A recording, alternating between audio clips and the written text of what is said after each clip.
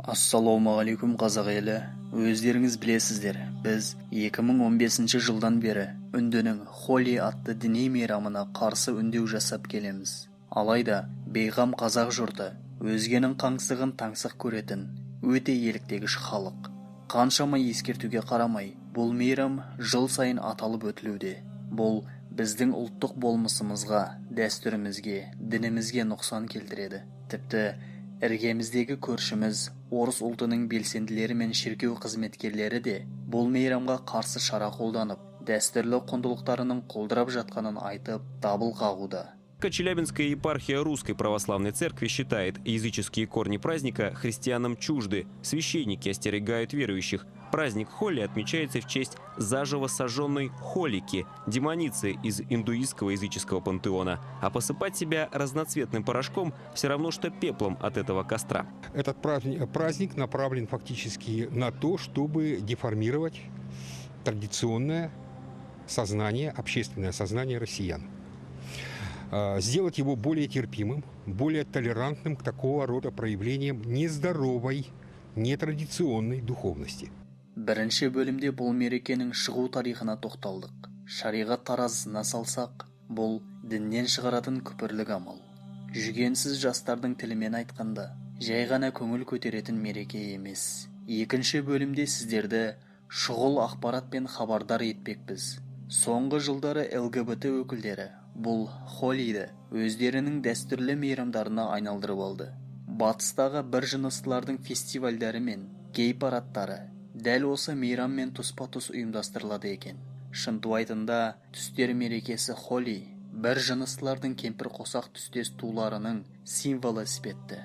Батыс жақта түстер мерекесі Холидің осыншама кең таралуының мәні осында жатыр. Көрінген таудың алыстығы жоқ. Ал мынау күні кеше Ақтау қаласындағы білдей бір Есенов атындағы университетте болған жағдай. Есенов университеті ұйымдастырған жастар фестивалі тұрғындар арасында алаңдаушылық тудырды.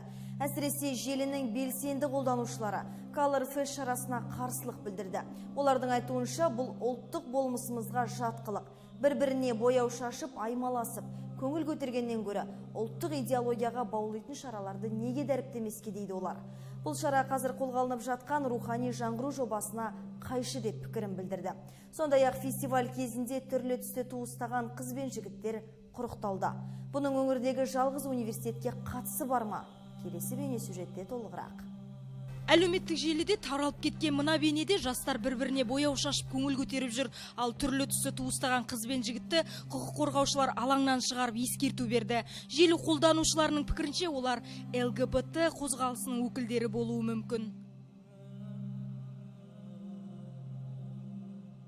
Ал университеттің тәрбиесі жөніндегі проректор мұның еш сөкеттігі жоқ деген далға тартты.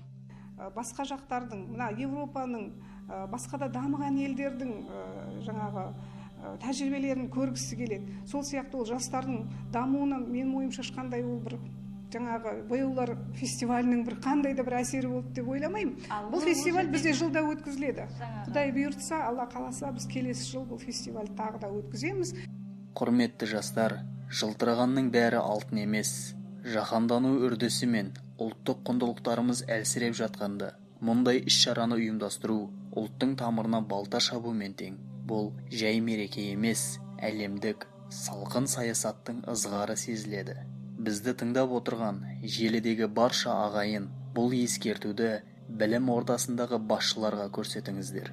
Сондай-ақ бұл мәселе жергілікті әкімшілік пен құзырлы орындарды да алаңдатуы тиіс. Себебі бұл мейрам жыл сайын еліміздің үлкен қалаларында аталып өтілуде.